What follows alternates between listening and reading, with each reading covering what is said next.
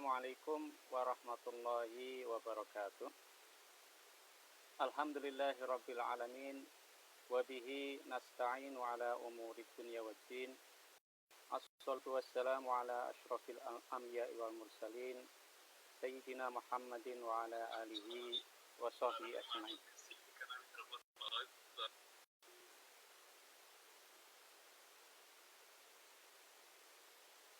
Allahumma shalli ala sayyidina Muhammadin wa ala ali sayyidina Muhammad salatan tunjina biha min jami'il ahwali wal afat, salatan tunjina biha min jami'il waba, salatan tunjina biha min jami'il fitan, salatan tunjina biha min sayyi'il asqam wa virus corona, wa taqbilana biha jami'al hajat, wa tutahhiruna biha min jami'is sayyi'at, wa tarfa'una biha indaka 'alad darajat, wa tuballighuna biha aqsal ghayat min jami'il khairati fil hayati wa ba'dal mamat. Alhamdulillahirabbil alamin. Puji syukur marilah kita panjatkan kehadirat Allah Subhanahu wa taala yang telah memberi kita nikmat iman dan Islam, yang telah memberi kita karunia umur panjang sehingga kita bisa mendapatkan kesempatan berjumpa kembali dengan bulan Ramadan ini. Salawat dan salam marilah kita aturkan kepada junjungan kita Nabi Muhammad SAW yang telah membimbing kita dari zaman jahiliyah, dari alam pikir kebodohan dan kekufuran menuju zaman Islamiyah, menuju zaman yang penuh dengan hidayah Allah SWT. Jamaah sekalian, pengurus PPME Al-Ikhlas, jamaah PPME Al-Ikhlas, suatu kebahagiaan bagi saya pada kesempatan kali ini, meskipun kita berjauhan dari sisi waktu maupun tempat, karena di sini sudah masuk sholat maghrib, sudah berbuka puasa, sementara di Amsterdam masih menjalankan ibadah puasa. Begitu juga jarak cukup jauh antara Jakarta, Bogor tepatnya, dengan Belanda, tetapi alhamdulillah melalui teknologi kita bisa dipertemukan, bisa bersilaturahim pada kesempatan kali ini. Jamaah PPME Al-Ikhlas yang dirahmati oleh Allah SWT, izinkanlah pada kesempatan kali ini saya menyampaikan materi mengenai ibadah Ramadan di era pandemi. Mengapa tema ini diangkat? Karena tentu saja ini sangat sesuai dengan apa yang saat ini kita hadapi. Saya sangat terharu sekali ketika melihat foto Masjid PPME Al-Ikhlas yang biasanya pada malam pertama bulan Ramadan ramai sekali dengan kegiatan menyambut ibadah suci Ramadan. Kita menyelenggarakan tarawih bersama, tetapi pada kesempatan kali ini masjid kita terpaksa ditutup dan kita harus menjalankan ibadah Ramadan di rumah kita masing-masing. Hadirin sekalian, oleh karena itu marilah suasana pandemi COVID-19 ini kita maknai kembali, justru karena kita saat ini sedang memasuki bulan suci Ramadan. Bagaimanakah kiranya kita memaknai bulan Ramadan di tengah suasana yang penuh dengan keprihatinan ini, di tengah musibah yang melanda seluruh umat manusia di seluruh penjuru dunia saat ini. Hadirin sekalian, kalau kita berusaha mengambil pelajaran, mengambil ajaran agama Islam sebagaimana difirmankan oleh Allah SWT di dalam Al-Quran, maka penting kiranya kita memahami musibah ini dengan cara yang tepat. Allah SWT telah berfirman di dalam surah Asy-Syura, A'udzubillahi minasyaitonirrajim, Bismillahirrahmanirrahim, wa ma asabakum min musibatin fabima kasabat aydikum wa ya'fu an katsir. Dan musibah apapun yang menimpa kamu, termasuk musibah yang kita hadapi saat ini berupa pandemi COVID-19 adalah karena perbuatan tanganmu sendiri. Dan Allah memaafkan banyak dari kesalahan-kesalahan. Kalau kita berusaha memahami ayat ini, maka pada dasarnya musibah dari Allah sesungguhnya adalah akibat ulah manusia sendiri.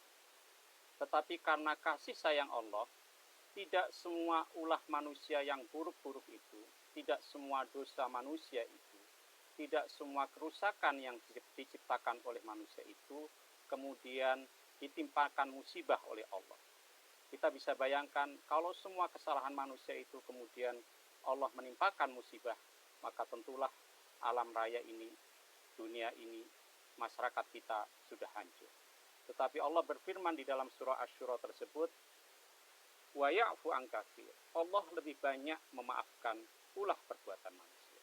Karena itu kalau pada akhirnya Allah menimpakan musibah kepada manusia, maka itu sesungguhnya bukanlah azab, tetapi sesungguhnya adalah peringatan pada umat manusia agar kembali kepada jalan yang lurus. Jamaah sekalian, salah satu bentuk musibah itu sebagian besar juga karena ulah manusia merusak alam. Kita bisa merefleksikan ketika hutan-hutan dibongkar, ketika pemanasan iklim global ini terus berlanjut, maka virus-virus yang dulunya tersimpan di hutan, yang tersimpan di hewan satwa liar di hutan, atau yang tertimbun di kedalaman es di daerah kutub, maka karena ulah manusia ketika hutan dibongkar, ketika suhu bumi semakin panas hingga es mencair, maka virus akan menyebar dengan mudah dan itu akibatnya menimbulkan kerusakan juga pada umat manusia. Karena itu sesungguhnya musibah yang kita hadapi ini salah satunya juga adalah akibat dari ulah manusia merusak alam. Allah berfirman di dalam surah Ar-Rum, "Dhaharal fasadu fil barri wal bahri bima kasabat aydin nas liyudhiqahum ba'dalladzi 'amilu la'allahum yarji'un." Telah tampak, telah nyata kerusakan di darat maupun di laut disebabkan oleh perbuatan tangan manusia. Allah menghendaki agar mereka merasakan sebagian dari akibat perbuatan mereka itu. Jadi Allah menimpakan musibah hanyalah untuk memberikan peringatan atas sebagian saja dari ulah manusia merusak alam, bukan seluruh perbuatan manusia.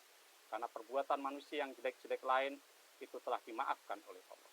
Mengapa Allah menimpakan musibah itu? La'allahum yarji'un, dengan harapan agar manusia itu sadar kembali, sadar dengan fungsinya sebagai khalifah, sebagai wakil yang mendapatkan mandat Allah di muka bumi untuk berbuat kebaikan, membawa kemakmuran di muka bumi.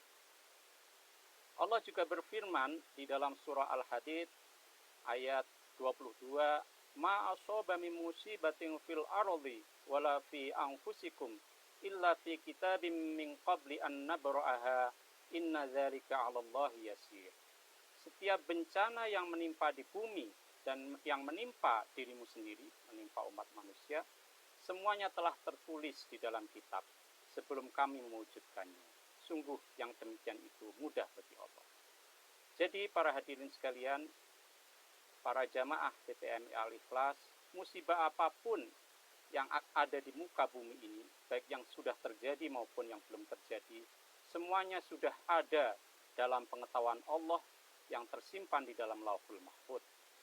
Allah sudah mengetahui bahwa musibah COVID-19 ini misalnya terjadi karena itu sudah tertulis di dalam Lauhul Mahfuz.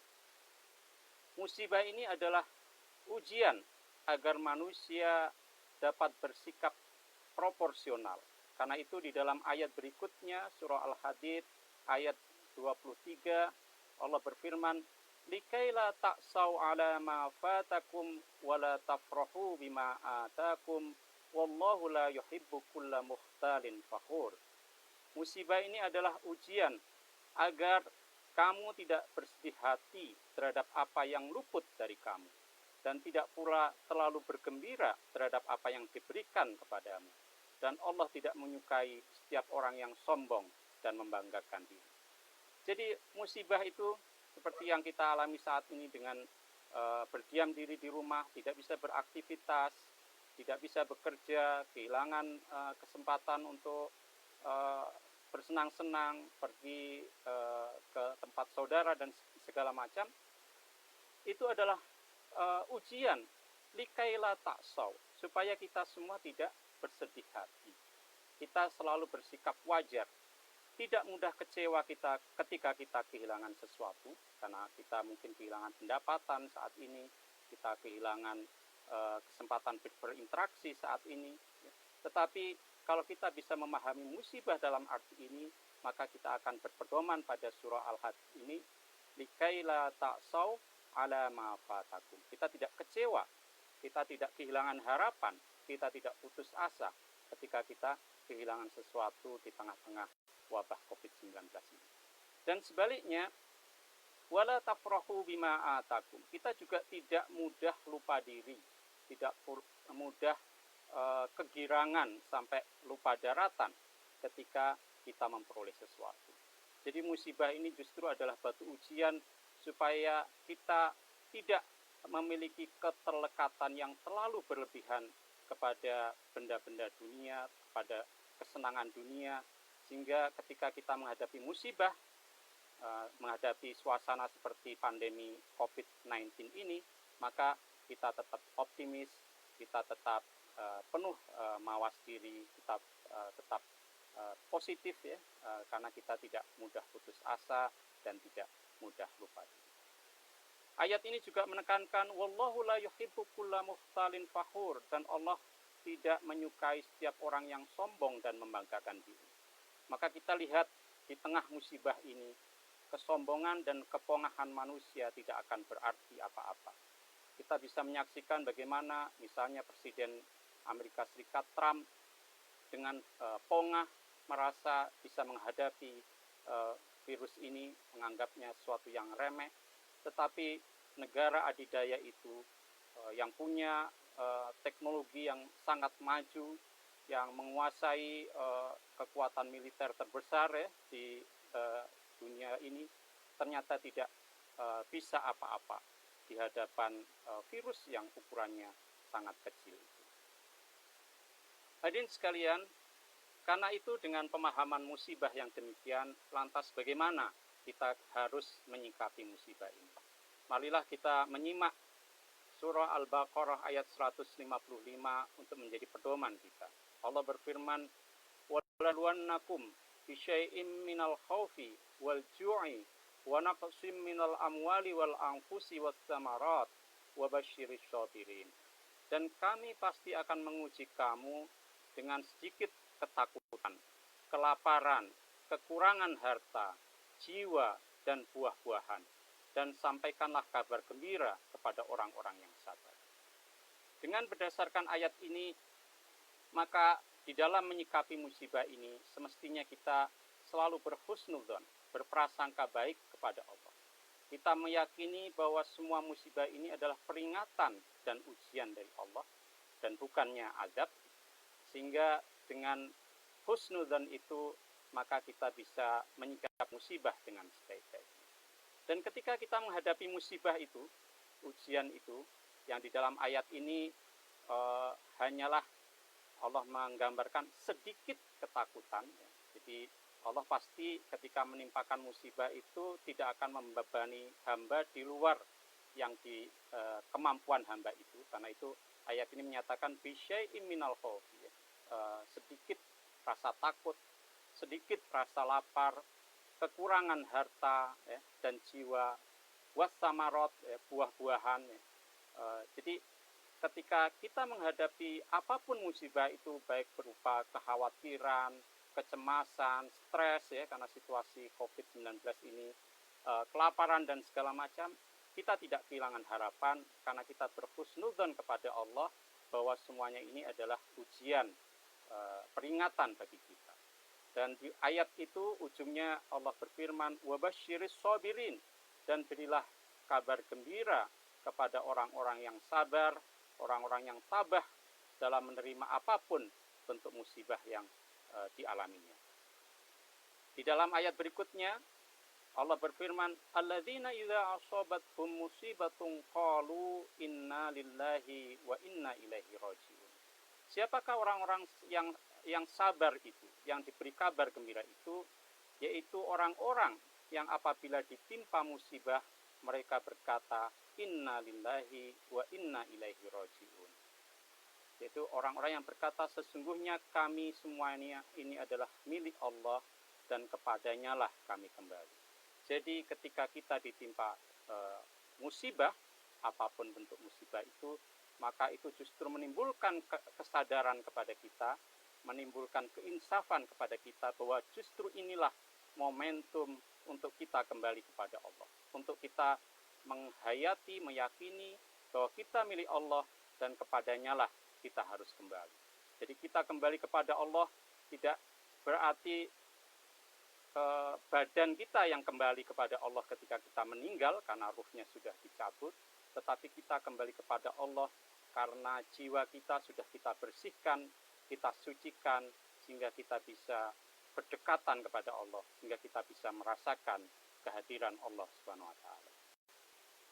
Jamaah sekalian, seluruh jamaah PPMI Al-Ikhlas di kota manapun di Belanda, dengan memahami dan menyikapi musibah semacam itu, saya mengajak sekarang ini kita kemudian merefleksikan lantas apa hakikat puasa ketika kita saat ini sedang menjalankan ibadah puasa di dalam suasana pandemi global COVID-19 ini. Kita tentu sudah banyak sekali mendengar ayat yang tentang puasa ini, yaitu surah Al-Baqarah ayat 183, di mana Allah berfirman, ya ayyuhalladzina amanu kutiba alaikumusyamu kama kutiba alal ladzina min qablikum la'allakum tattaqun. Wahai orang-orang yang beriman, diwajibkan atas kamu sekalian berpuasa sebagaimana diwajibkan atas orang-orang sebelum kamu agar kamu bertakwa.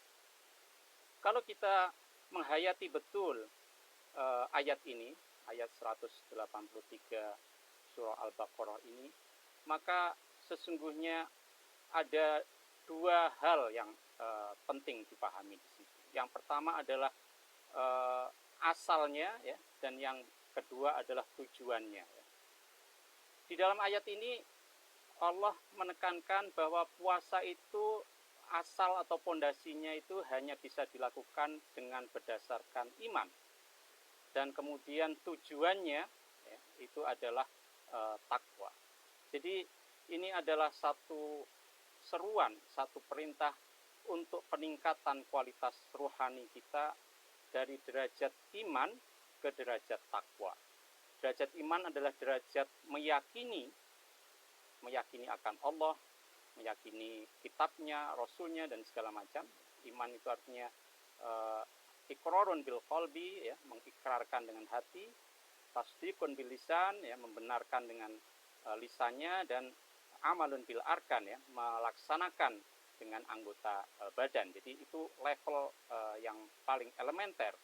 Tetapi Allah mengajak kita untuk beranjak meningkatkan kualitas rohani kita dari derajat iman menuju kepada derajat takwa. Kalau iman artinya meyakini, maka takwa adalah merasakan Allah. Jadi dari makom meyakini Allah menjadi makom merasakan Allah. Karena itu takwa ini pada dasarnya adalah sesuatu yang hanya bisa dicapai kalau kita sudah bisa menjalankan ihsan, ya. Jadi kalau kita bicara ajaran Islam, itu di situ ada rukun iman, rukun Islam, dan pada level yang tertinggi adalah ihsan.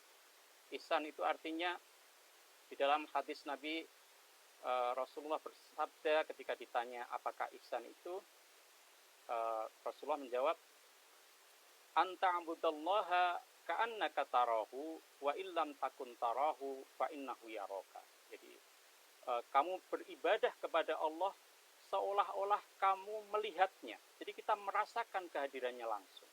Jadi itulah kualitas ihsan. Tetapi kalau kita belum mampu sampai pada kualitas itu, Rasulullah bersabda, fa illam takun tarahu fa innahu yaraka. Kalau kamu belum sampai pada kualitas bisa melihat Allah, bisa merasakan langsung kehadiran Allah, maka kamu harus mengupayakan suatu kesadaran bahwa Allah melihatmu, Allah mengawasimu, Allah selalu hadir dekat denganmu, Allah selalu membimbingmu dan seterusnya. Nah, puasa adalah ibadah yang sangat-sangat pribadi, berbeda dengan sholat yang orang bisa lihat, berbeda dengan zakat yang orang bisa lihat. Tetapi puasa ini adalah ibadah yang sangat pribadi, karena ini urusannya dengan derajat takwa. Ini urusannya bukan sekedar dengan derajat iman atau Islam, tetapi urusannya dengan ihsan. Tidak heran jika Abu Hurairah di dalam sebuah hadis qudsi pernah meriwayatkan hadis Nabi, di mana Nabi menyampaikan ulang firman Allah, kullu amal ibni adama lahu illa shaum fa innahu li wa ana ajzi bih. Setiap amal ibnu Adam, entah sholatnya, sedekahnya, zakatnya, hajinya, apapun amal itu, semuanya adalah untuk kepentingan hamba yang melakukan itu, kecuali puasa. Karena ibadah puasa adalah khusus untukku, maksudnya untuk Allah, dan akulah yang akan membalasnya. Jadi ini merupakan satu petunjuk ya, bahwa puasa itu betul-betul ibadah yang sangat pribadi, urusan kita dengan Allah semata, dan karena itulah kita diminta oleh Allah supaya betul-betul dengan berpuasa ini kita sampai pada peningkatan kualitas rohani, kita menjadi hamba yang bertakwa, kita bisa menjadi hamba yang kualitas ibadahnya, kualitas religiusitasnya sampai pada tingkat ihsan. Jamaah sekalian, karena itu tidak heran di dalam rangkaian ayat-ayat yang menjelaskan puasa ini, Allah kemudian menggambarkan hubungan kedekatannya dengan hambanya, ketika hambanya itu sudah bisa sampai pada tingkat takwa atau ihsan. Jadi kalau perintah puasa itu disampaikan Allah pada ayat 183, lalu ada rangkaian ayat yang lain, maka ketika sampai pada ayat 186, Allah berfirman, wa idza sa'alaka ibadi anni fa inni qarib.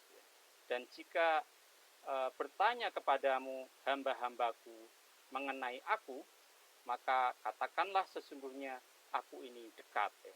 Ujibu da'watad da'i idza da'an falyastajibu li wal yu'minu bi la'allahum yarsyudun. Aku kabulkan permohonan orang yang berdoa apabila dia berdoa kepadaku. Hendaklah mereka itu memenuhi perintahku dan beriman kepadaku agar mereka memperoleh kebenaran.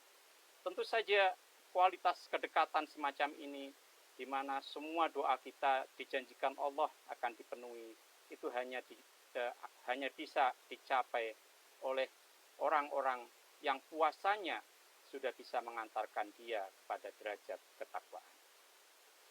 Jamaah sekalian, dengan memahami pengertian puasa seperti itu, maka sebetulnya kalau kita kaitkan dengan musibah pandemi COVID-19 sekarang ini, maka ini adalah suatu musibah yang menuntut kita untuk bisa menyucikan diri.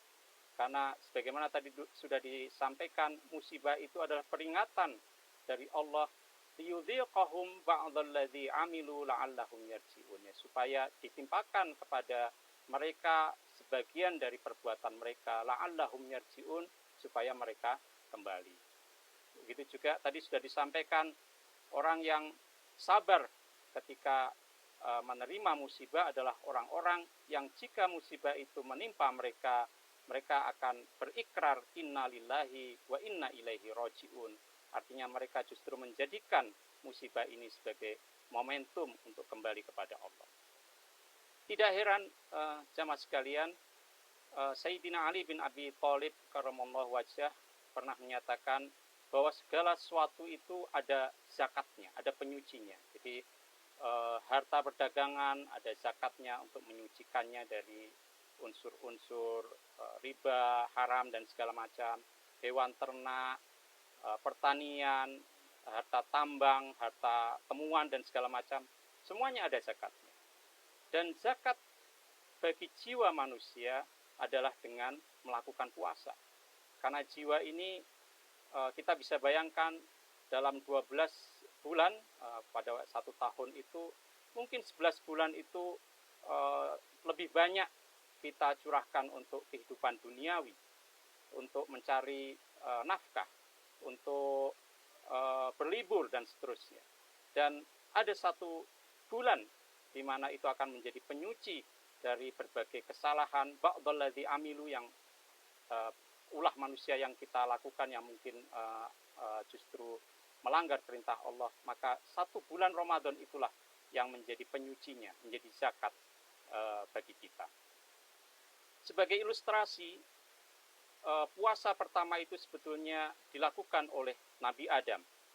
Nabi Adam melakukan puasa selama 30 hari tanpa berbuka. Dan itu dilakukan untuk menembus kesalahan Nabi Adam memakan buah khuldi di surga. Jadi kita bisa bayangkan kalau hanya makan buah khuldi saja harus ditebus oleh Nabi Adam dengan berpuasa 30 hari penuh tanpa buka. Jadi sahurnya di malam pertama, berbukanya di hari yang ke-30. Maka bisa kita bayangkan penyucian seperti apa yang kita butuhkan untuk mengobati ulah manusia yang menciptakan peperangan di mana-mana, untuk mengobati perbuatan-perbuatan korupsi di mana-mana, untuk menutupi perbuatan-perbuatan yang merusak alam di mana-mana. Dan kalau sekarang kita mengalami wabah itu, maka ini adalah peringatan dari Allah bahwa kita perlu menyucikan diri kita, perlu menyucikan masyarakat kita, perlu menyucikan dunia kita ini, sistem ekonomi, sistem politik kita ini.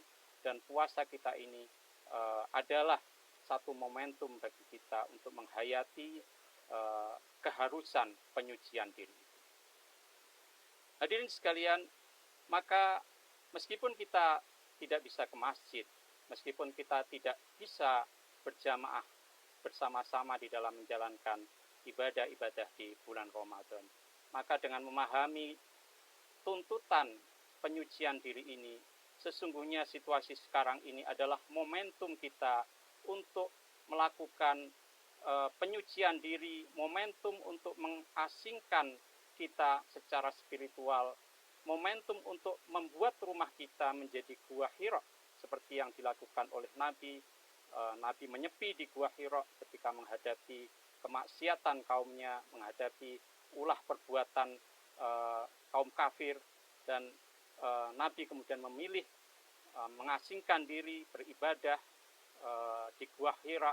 Dan kita semua sekarang ini dengan situasi pandemi mendapatkan the silent moment, ya, momen untuk menyepi, momen untuk merasakan rumah kita sebagai gua Hira. Dan ini adalah satu kesempatan yang besar bagi kita untuk menjadikan puasa ini dalam rangka mempertebal etos al-imsak, ya. Puasa itu adalah menahan diri. Jadi etos al-imsak inilah yang kemudian harus kita pertebal, kita yakini, kita internalisasi di dalam the silent moment ini, momentum gua Hira ini, dari segala keterlekatan duniawi. Jadi kita harus menahan diri dari keterlekatan pada harta, keterlekatan pada kekuasaan, keterlekatan pada menumpuk-numpuk kekayaan, keterlekatan pada hubungan-hubungan sosial yang justru menjauhkan kita dari kedekatan kepada Allah dan seterusnya. Karena semua keterlekatan duniawi itu, baik berupa harta, tahta, ya, kekuasaan dan segala macam, itu adalah hijab, penghalang yang akan menghalangi kedekatan kita kepada Allah SWT. Dan justru melalui puasa inilah, melalui momentum gua Hira di rumah kita masing-masing, maka kita berusaha untuk mendekatkan dan merasakan kembali kehadiran Allah. Kita tidak sekedar meyakini Allah, tetapi berusaha menghadirkannya, merasakannya secara langsung. Kita tidak hanya beriman kepada Allah, tetapi kita takwa, kita mencapai kualitas ihsan, supaya kita bisa merasakan kehadiran Allah SWT. Dan inilah yang akan mengantarkan jiwa kita ketika kita sudah sucikan, sudah kita bersihkan daripada keterikatan duniawi itu, maka kita akan kembali kepada Allah. Inna lillahi wa inna ilaihi rajiun. Kita semuanya ini adalah milik Allah, dan kepadanya lah kita semua akan kembali. Dan kita kembali dengan membawa jiwa kita yang telah suci. Kita kembali tidak berarti harus menunggu mati, karena kita kalau hanya menunggu mati berarti yang kembali adalah jasad kita. Tetapi kita kembali kepada Allah kapanpun, dimanapun kita harus innalillahi wa inna ilaihi rajiun. Kita harus menjadikan jiwa kita sebagai jiwa yang suci sehingga kita merasakan kehadiran Allah SWT. Jamaah sekalian yang dirahmati oleh Allah SWT, dan bulan suci Ramadan ini ada 3 bonus dari Allah. Bonus yang hanya diberikan kepada umat Islam, yang tidak diberikan kepada umat-umat sebelum Nabi Muhammad, yang itu semuanya tentu saja harus kita manfaatkan dengan sesungguh-sungguhnya dalam rangka mengoptimalkan momentum Gua Hira tadi di rumah kita masing-masing. Apakah 3 bonus itu? Pertama tentu saja bonus bulan Ramadan itu sendiri. Jadi Ramadan ini adalah betul-betul bonus yang Allah janjikan. Awalnya adalah rahmat, pertengahannya adalah ampunan, dan akhirnya adalah bebas dari api neraka. Jadi Ramadan itu sudah dari desainnya itu awalnya dimulai dari rahmat. Jadi apakah dengan pintu rahmat yang dibuka di awal ini bisa kita manfaatkan dengan sebaik-baiknya?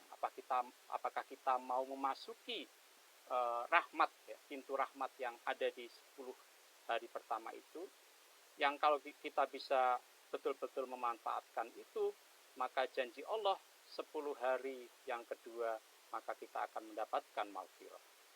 Dan kalau kita bisa memanfaatkan maghfirah pada 10 hari yang kedua itu, maka pada 10 hari yang terakhir kita dijamin aidkun minan nar, ya, bebas dari api neraka.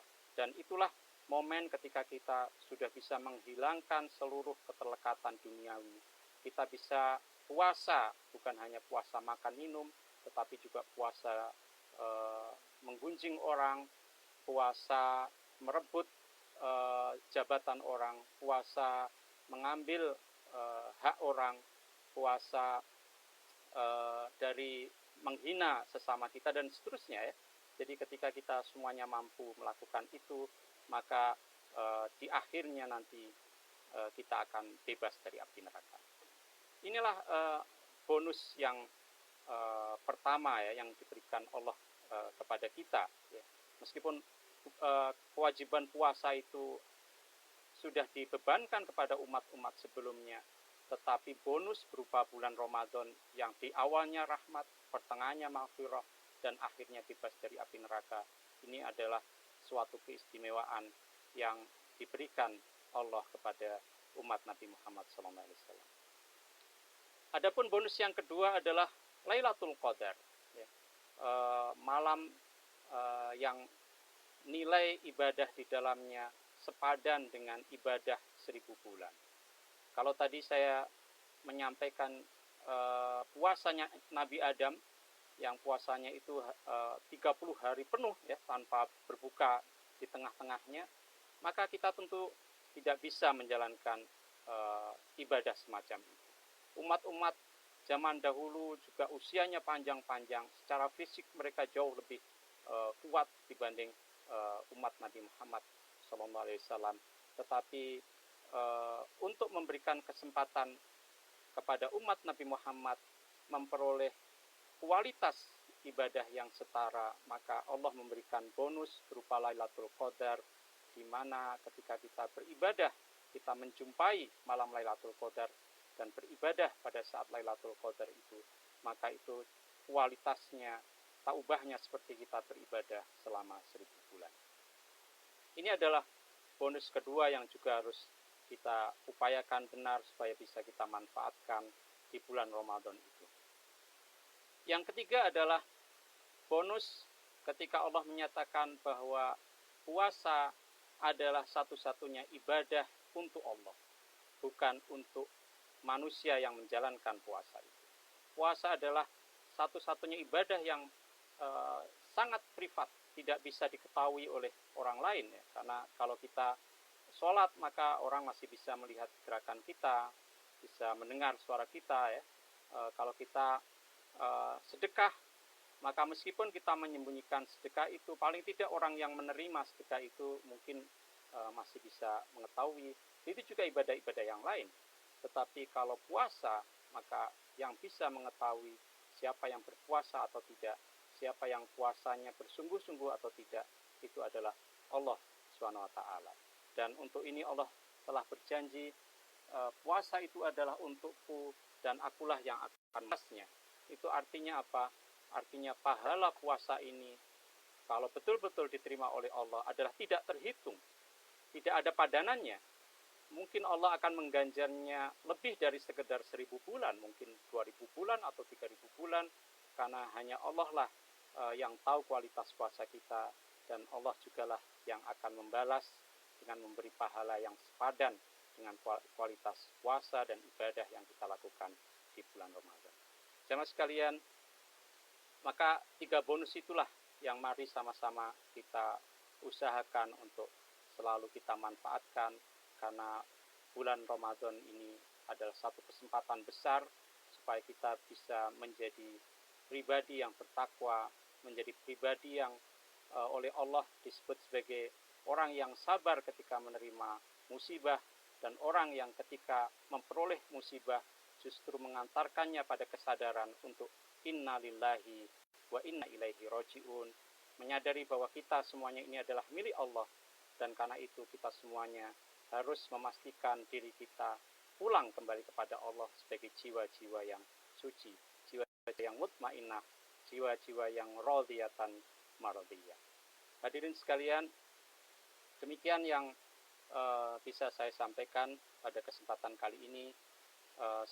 Selalu kita semua, semoga Allah selalu memberikan kekuatan kepada kita semua, selalu memberikan kesehatan untuk kita semua, sehingga pada bulan Ramadan ini kita bisa menjalankan ibadah di bulan Ramadan ini, baik yang wajib maupun yang sunat, dengan penuh ikhlas, penuh khusyuk, dan pada akhirnya bisa mengantarkan kita menjadi pribadi-pribadi yang penuh takwa, pribadi-pribadi yang dijanjikan oleh Allah pada akhir bulan Ramadan akan memperoleh pembebasan dari api neraka. Kurang lebihnya saya mohon maaf. Wabillahi taufiq wal hidayah waridha wal inayah. Wallahul muwaffiq ila aqwamit thoriq. Wassalamualaikum warahmatullahi wabarakatuh.